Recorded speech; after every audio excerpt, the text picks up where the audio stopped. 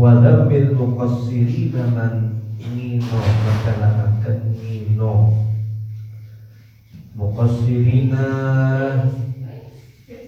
biro-biro wong kang nyendakaken itu berarti mengurangi hak-haknya fi tilawatihi di dalam maca Al-Qur'an. Jadi di damun ya dihina dicelah bagi orang yang dalam membaca Al-Qur'an itu ada kekurangan.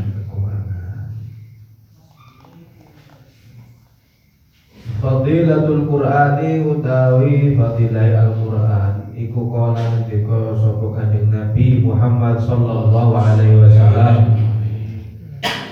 man qara'al Qur'ana thumma ra'a anna ahadan utiya afdalu mimma utiya faqad istasghara ma 'azzamahu Allah ta'ala.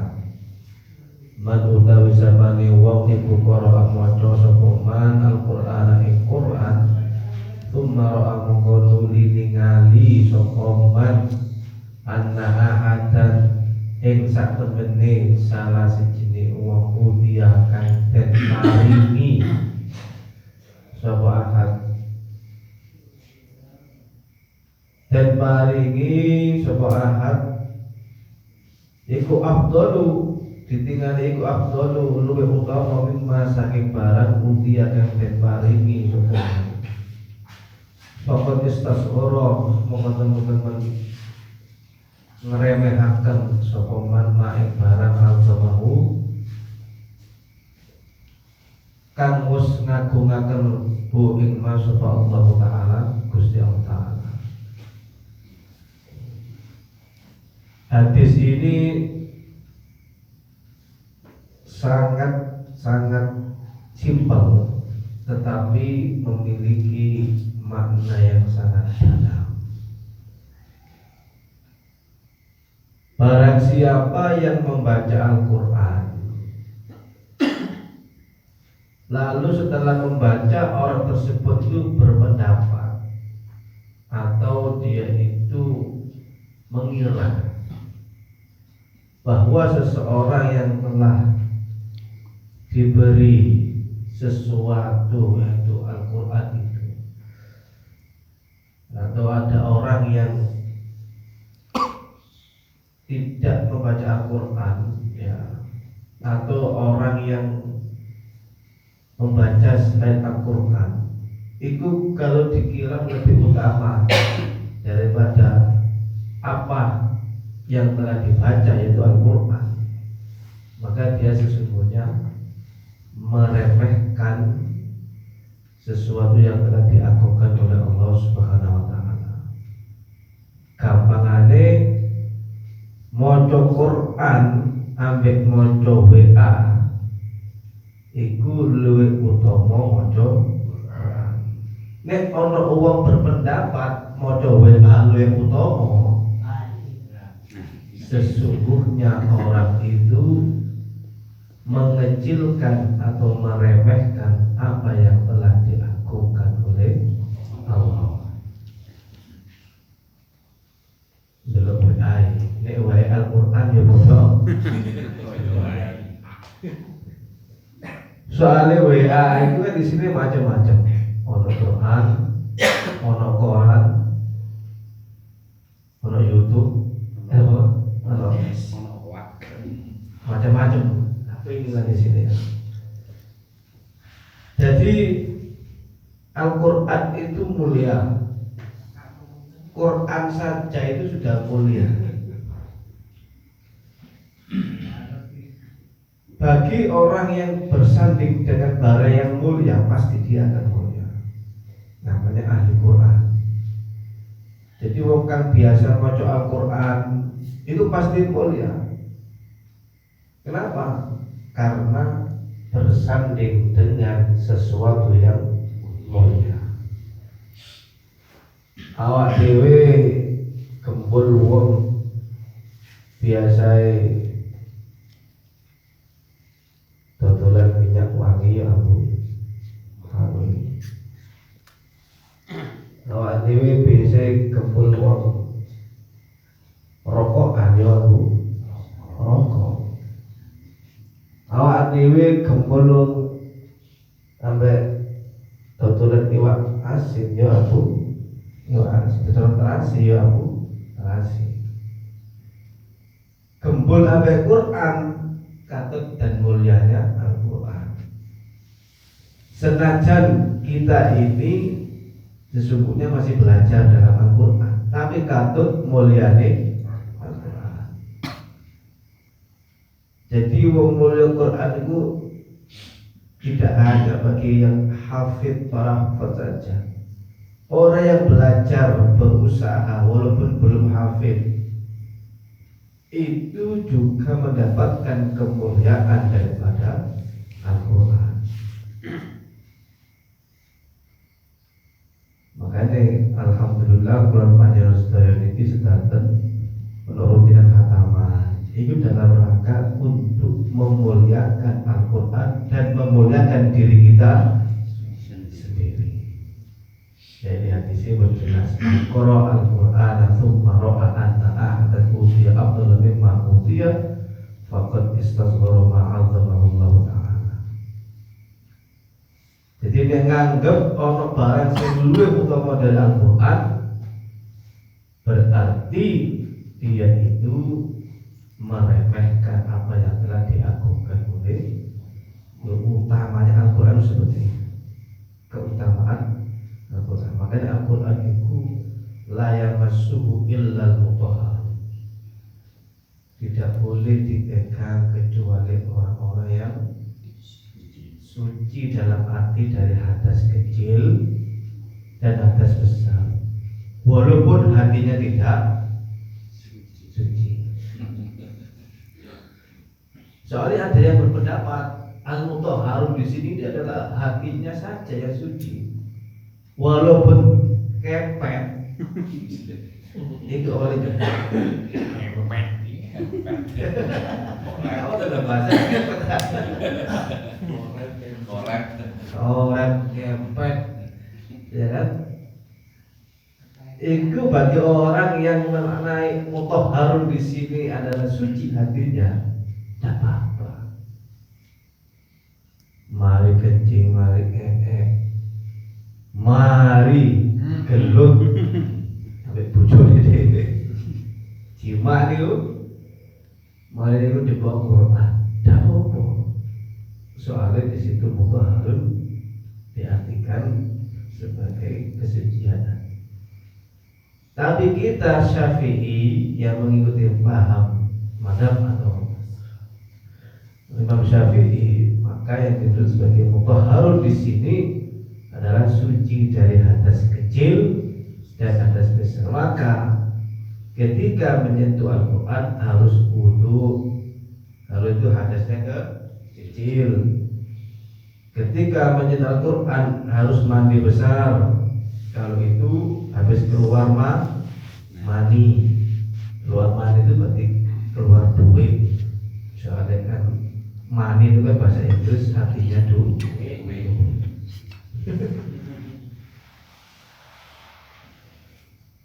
Para jamaah yang dirahmati oleh Allah, jadi Al-Quran ini memang sangat mulia sekali. Di dalam hadis yang lainnya, waqala sallallahu alaihi wasallam, ma min syafi'in afdala manzilatan 'inda Allah ta'ala min al-Qur'an la nabiyya wala malaka wala ghairuh. Jadi tidak ada syafi'in, sesuatu yang dapat memberikan syafaat afdala, yang lebih utama. Apanya? Manzilatan, kedudukannya indallahi mungguwe Gusti Allah minal Qur'ani, saking Qur'an. La nabiyah, baik itu nabi, wala malaka ataupun malaikat, wala ghairah, dan selain keduanya. Jadi Al-Quran itu syafaatnya melebihi nabi, melebihi malaikat. Menurut hadis ini. Jadi menurut hadis ini posisi Al-Quran itu di atas dalam memberi syafaat. Kan ada Nabi juga memberi syafaat, malaikat juga bisa memberikan syafaat. Maksudnya memberikan syafaat itu memintakan kepada Allah agar diberikan syafaat. Al-Quran juga seperti itu. Nah, Al-Quran ini posisinya adalah derajatnya afdol manzilatan. Jadi kedudukannya di antara para penyafaat tadi itu Al-Quran yang paling tinggi kedudukannya menurut hadis. Sehingga orang yang membaca Al-Quran kemungkinan besar karena dia sudah kulino dan ahli Al-Quran nanti akan mendapatkan syafaat dari Allah Subhanahu wa taala lantaran ahlu Al-Quran, ahli Quran. Makanya orang hafid itu diantaranya bisa memberikan syafaat 40 orang, ya kan? Itu karena dia hafid, ya kan? Hafidnya itu. Dan juga anaknya ada yang barang siapa yang anaknya hafal Al-Quran itu orang tuanya mendapatkan jaminan untuk masuk ke dalam surga. Ya karena syafaat. Orang yang hafal Al-Quran nanti mayitnya utuh itu karena fadl Al-Quran. Orang yang terbiasa baca Al-Quran itu akan mendapatkan pahala yang berlipat-lipat karena satu huruf sama dengan 10 kebaikan.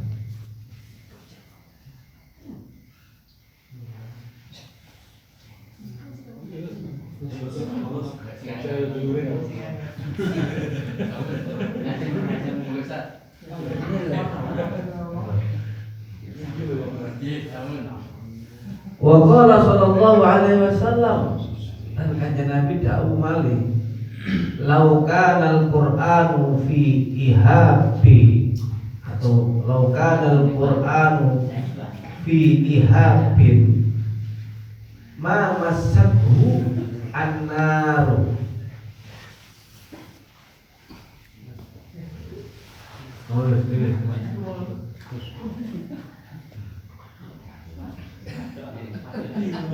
Andai saja Al-Quran itu berada di kulit yang luar. Di kulit luar itu maksudnya ya ini seadanya Al-Quran, ya. Mamasabun nar, maka kulit itu tidak akan disentuh oleh neraka.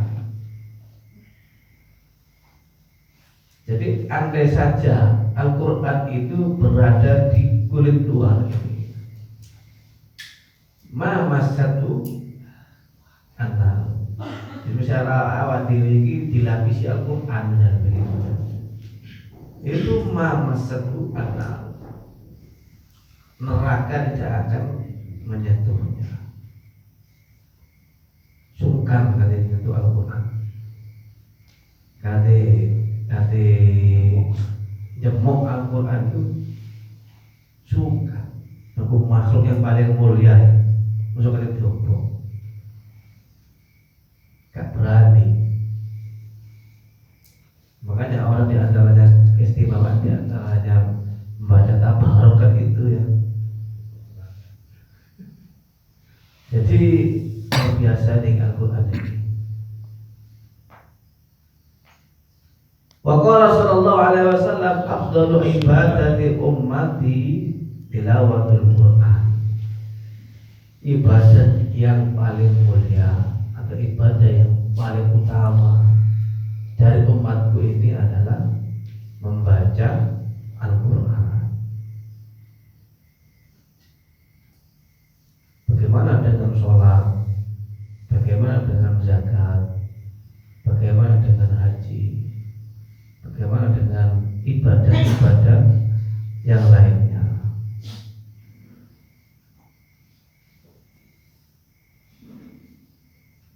Dalam hal ini kita misalkan menemukan suatu hadis yang bertentangan, dalam kutip ya, bukan bertentangan, kurang pas gitu.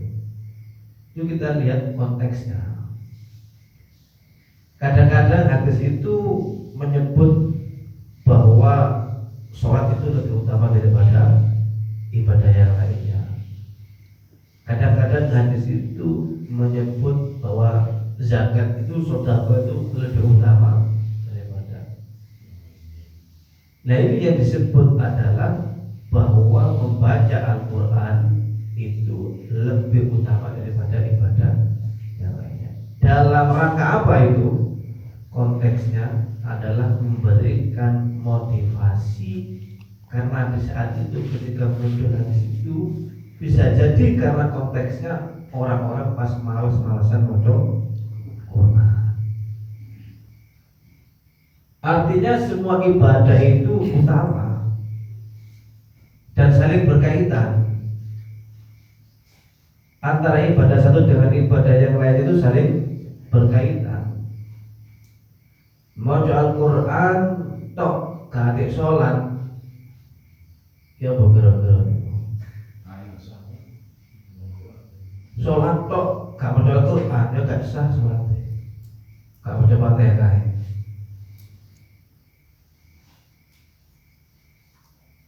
Donga tok gak sholat.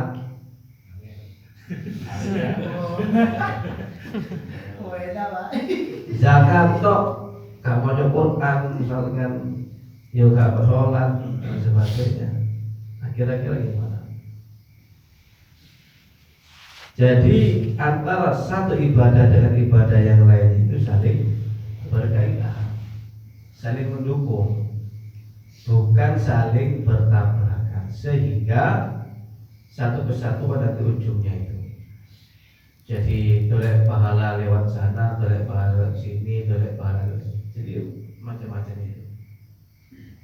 Nah, ketika itu maka pahalanya terkumpul banyak dari berbagai sumber ibadah. Nah, Al-Quran ini adalah salah satu sumber ibadah. Termasuk kemarin doa itu juga salah satu sumber ibadah. Ketika kita membaca kitab ini, satunya itu menerangkan tentang doa, bahwa itu adalah salah satu sumber ibadah. Bahkan itu merupakan otaknya ibadah. Jadi kita tidak biar tidak berarti bertentangan di antara ini. Nah, berarti itu lihat konteksnya saat munculnya hadis itu adalah sesuai dengan kondisi itu. Seperti Al-Quran itu. Al-Quran itu kan ada asbabun nuzulnya, ada sebab turunnya. Kenapa ayat ini turun? Karena konteksnya ini. Kenapa ayat ini turun? Karena konteksnya ini. Kenapa ayat ini turun? Karena konteksnya ini. Jadi ada asbabun nuzulnya.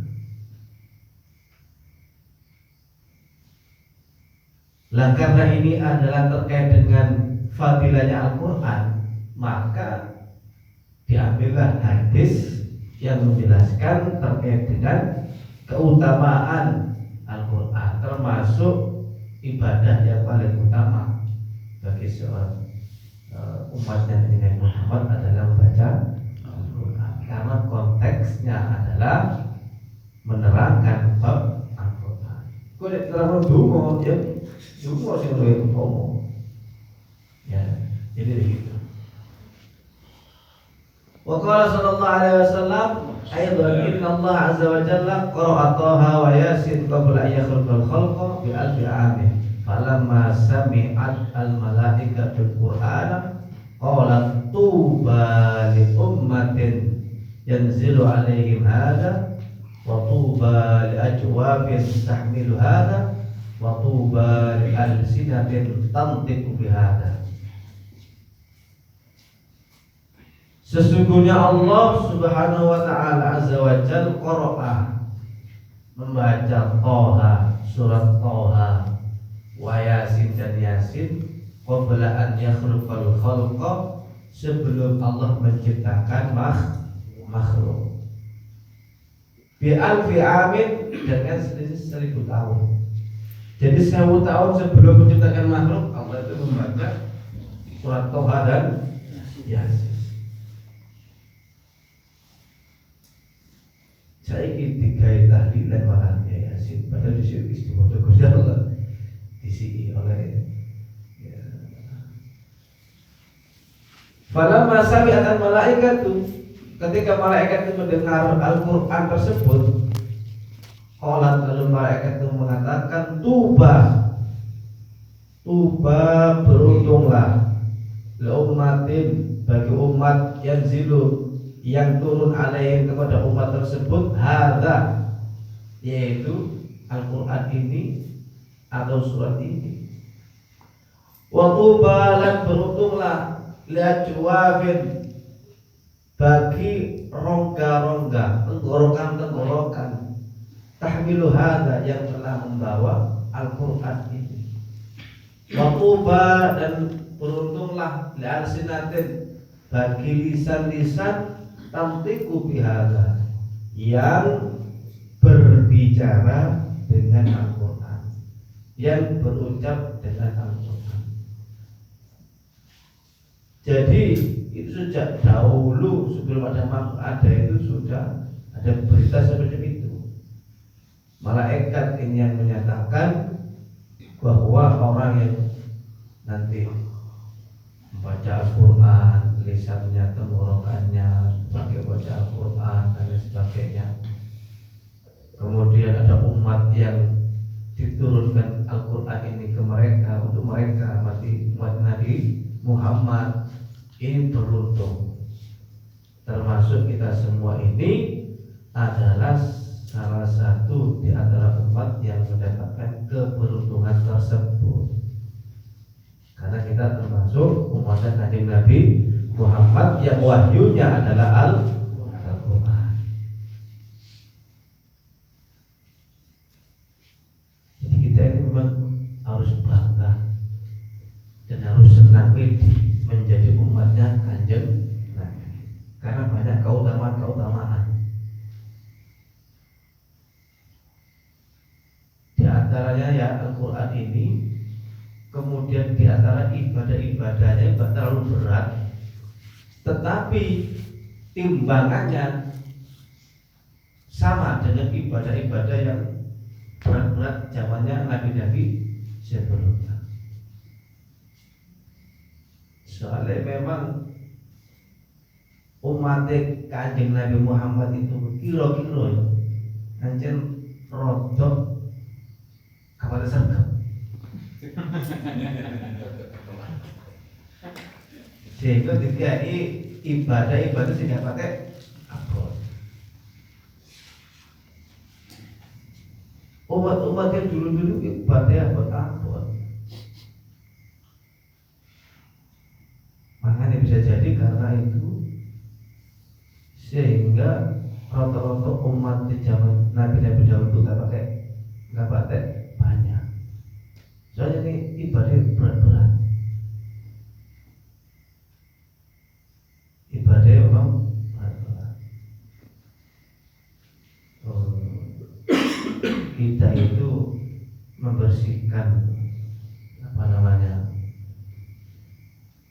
hadas dan sebagainya aja kan cukup dengan wudu, cukup dengan mandi, sudah selesai. Kalau waktu dahulu itu tidak seperti itu, harus digosok-gosok, ya kan? Kayak majlis mughal atau gitu kan. Makanya kita tampil wajib disebutnya kok enak ada umat yang cara bertoharoh bersucinya kok dengan air saja, sedangkan umat-umat terdahulu itu gak seperti itu. Berarti kan berat, bersuci saja itu loh berat. Kita sangat gampang, air tidak ada, pakai debu, pakai tayamumnya pun itu nempel-nempel di kaca, cukup. Yang kacanya sing akeh bleduk-bleduk ini itu diambil tayamum. Sepenting tidak kena najis. Orang sakit juga bisa tayamum. Selama ketika sakit tidak boleh kena air. Kalau kena air langsung semaput atau langsung meninggal. Ada sebuah cerita hadis itu, ada salah satu sahabat itu yang konsultasi kepada sahabat yang lainnya. Jadi dia itu habis hubungan dengan istrinya. Berhubungan itu dalam kondisi dia kepalanya itu bocor, sakit, dibeban. Lalu dia konsultasi, mungkin saking gak bertahan nahan pada dia. Jadi dia itu konsultasi kepada siapa? Tapi marah ya. Si baca kepala. Celaka ini. Di kepala dia beban, jadi kan bocor itu. Celaka saya ini. Saya habis berhubungan dengan istri saya. Ini gimana ini saya? Bagaimana mandinya ini? Apakah saya harus mandi ataukah pakai tayamum? Sama sahabat yang satunya tadi itu, harus mandi. Kau oleh tidak mandi, padahal dia kondisi kepala bocor. Akhirnya diikuti oleh sahabat satunya tadi, mandi. Nggak lama kemudian mendengar kabar dari Nabi bahwa sahabat tersebut meninggal dunia. Gara-gara kena siram banyu nih kau. Akhirnya dalam tanda kutip Nabi bendu, apa istilahnya itu, parah dalam tanda kutip. Nek anjen gak ero ojo kekei fatwa gamane ngono. Nah, itu. Nek anjen gak ero ojo kekei fatwa. Itu cukup tayamum bisa itu. Jadi cuma kayak kudu adus itu. Mereka ono kabar inna lillahi wa inna ilaihi raji'un. Nabi loh ada kutip murka. Sehingga penting untuk mengetahui hal-hal yang semacam ini. Kan dipermudah itu kan. Jadi kalau kondisi sakit atau apa ya tayamum, sekiranya tidak bisa kena air. Yang diantaranya saat tayamum itu kan air tidak ada, ya. Kemudian air ada, tapi dia nggak boleh megang air itu, ya. Atau dia boleh megang air dan airnya ada, tapi kalau megang nanti bahaya kepada dirinya. Soalnya banyu itu kan ditunggu macan. Bagus. Kecuali kode-kode macane. Macanya Atau pawang ya. Itu ilmu tidak masalah. Tapi ini sekiranya bahaya, nggak boleh juga. Boleh tayamum akhirnya.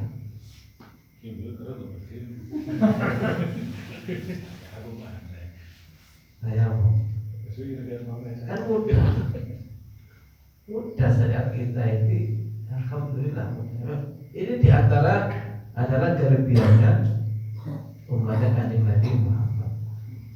Lah Al-Quran ini sebagai tanda bahwa kita ini mendapatkan kemuliaan. Tuba li ummatin yanzilu alaihim hadza.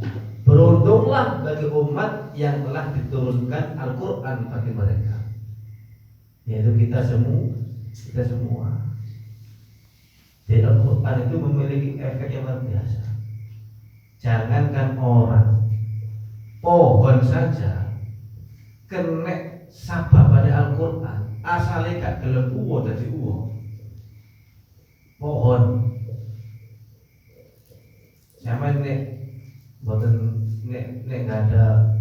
ikan utawa pop mangga gak nguwo-nguwo terus ditambah berapa tahun gak nguwo-nguwo itu bisa jadi saya gak tahu menjual Quran gitu.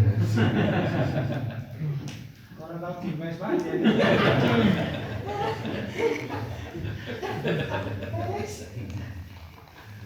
Nah, kalau udah bayi-bayi udah tahu betul. Jangan dipayang tuh Pak, jangan dulu. Jangan. Luar biasa. Jual mahal. Bermurah nih. Bermurah. Loh ini enten penelitian kan toko Jepang kamu terkenal nih penelitian itu. Jadi ikut dibuktikan teman saya. Teman saya alumni Mesir. Niku manggon ngajub di sini.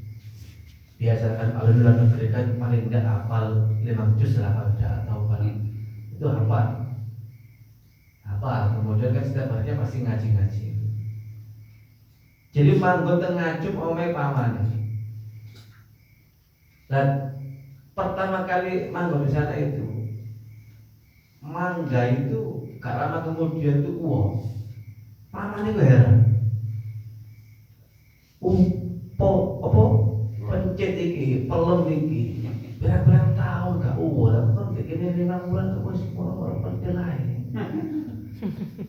Apa lo ini? Yang boleh. Pokoknya aku nang kene ya pegawai aku yang maca Quran terus kemudian dia nang kampus terus balik meneh yang maca Quran ngono-ngono ae. Bareng ngono gak suwe wis ono 2 tahun pindah. Dari ini pindah di daerah Kembain saya waktu itu niku atau di Pulau Kumbas niku. Wis tuh akeh ditinggal gak mau meneng Urip wis. Urip. Loh itu ternyata memang ada sebabnya, kena sababannya Al-Quran.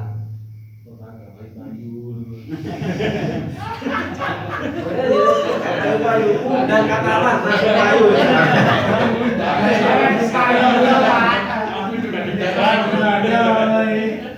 Kata bisa gak payu dan pindu. Pindu burung payu papat. Namanya katakan anak hijau kamu tidak harus payu kan kamu ada sih kesalahan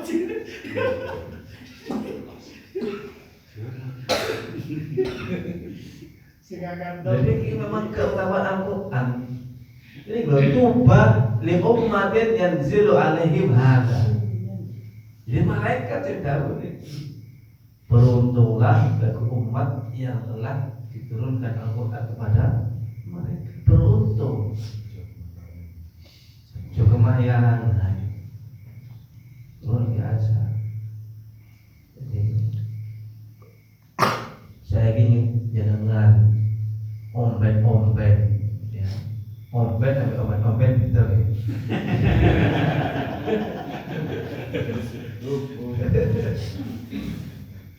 Itu kata sudah jauh juga ini. Di ombek. Dengan wacana Al-Quran, amin dengan pisui. Kira-kira efeknya apa? Wes dengan produk ges ya. Siji ono gelas, siji gelas cengkir, gelas ono banyu. Siji sampean pisu-pisui apa gelas itu. Topol. Wis boys nek Ngapain kurang? ini tuh. Kira-kira tambah mencer atau tambah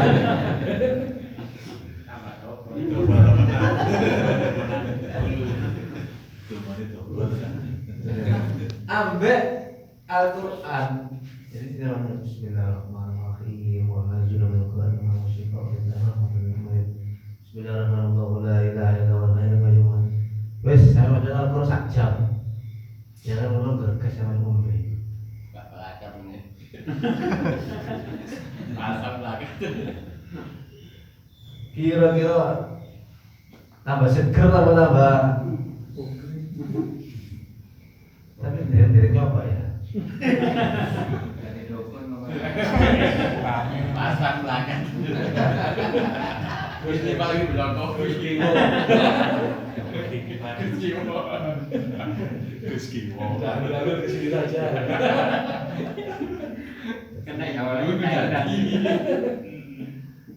Beneran mawon wis ambek lillahi taala yakin kepada Allah Subhanahu wa taala wis bismillah.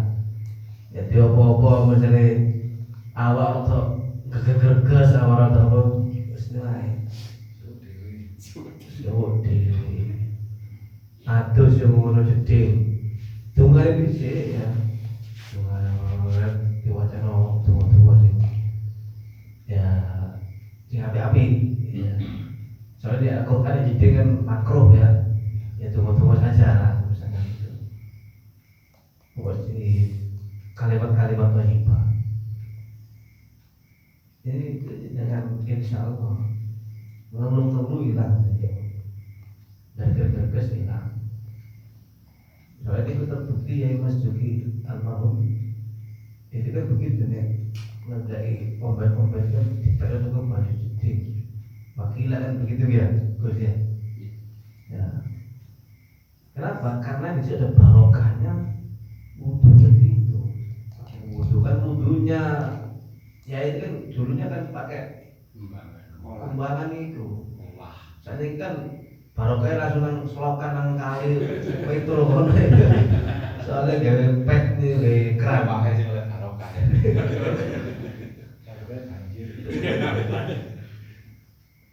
Jadi itu diantaranya fadilahnya Al-Quran luar biasa itu.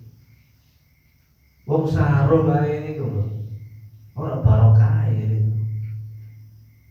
Jadi sarung sing bisa digawe kiai. Kayak ngekep arek cilik sing panas. Ambek sarung sing digawe wong teklekan. Kira-kira kayak ngekep arek panas tambah panas ora tambah.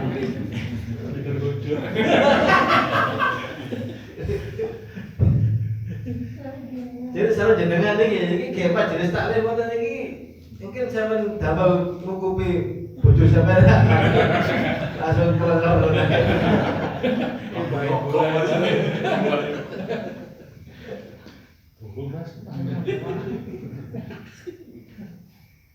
Ini luar biasa nih, luar biasa.